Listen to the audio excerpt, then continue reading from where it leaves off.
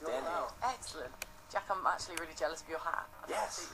Everyone in the US, I get made fun of for wearing this. Over here, everyone loves it. It's brilliant. awesome. I like it a lot. You guys started out covering the likes of like Green Day and Blink-182 and stuff like that.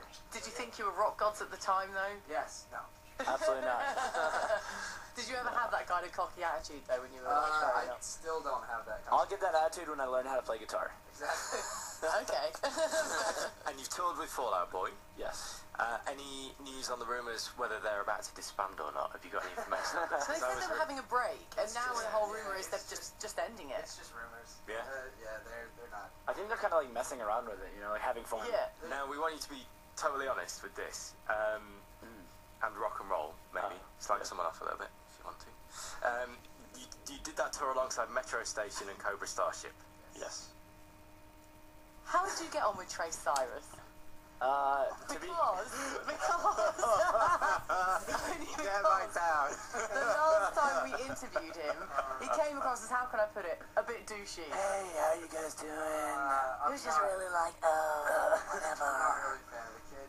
I honestly don't think I said more than one word to him for like 2 months. Oh, really? Yeah. Talked to them the entire All he does is just hit on. You were on the road with them for 2 months. Yeah. Maybe said like 2 words to him. It was kind of a shame. It was like every other band on the tour really like hung out. Yeah. We all went out all the time, and yeah, they kind of just stayed on their bus. Because Cobra Starship have been on the show with us. They're great. Yeah. Amazing. They're really cool. Metro Station have been on twice. Yeah. The first time, Trace was alright. Second time, just really horrible, to be honest with you. I'm not going to hold back. I just thought, mate, you've had one hit single over here, and you're acting like God.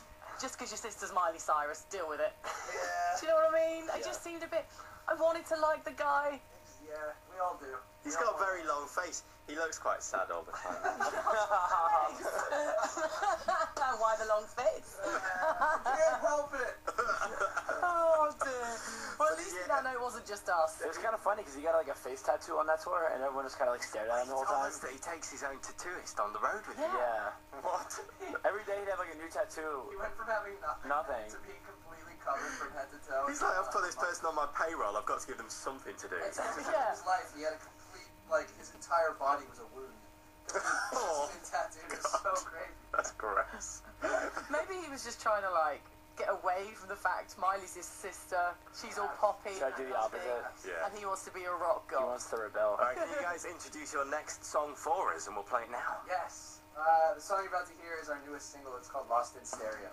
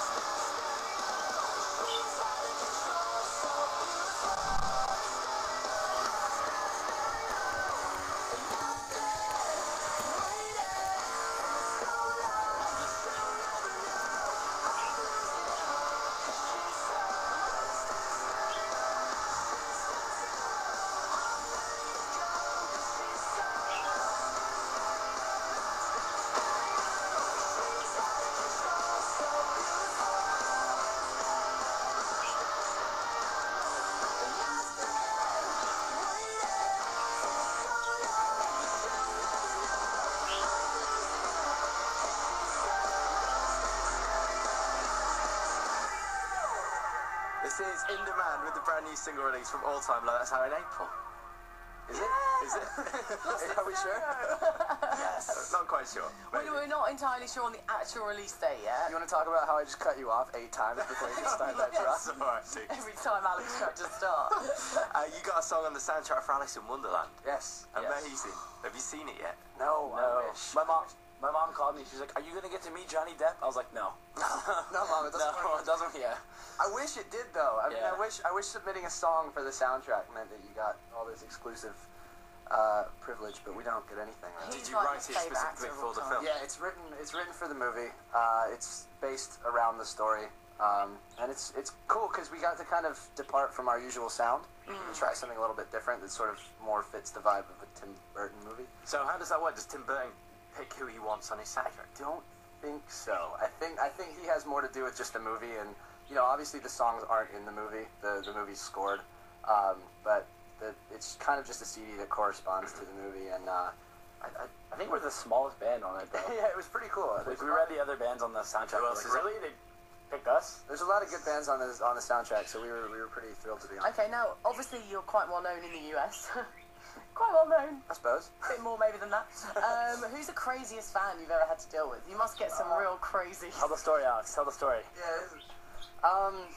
Actually, about a few days before we left to come here, we were home for a little while, and I had the pleasure of running into someone who showed up at my house and waited for me to come home from the airport. Oh my god. And Twitter is a dangerous thing because I had Twittered, just arrived home, like happy to be back.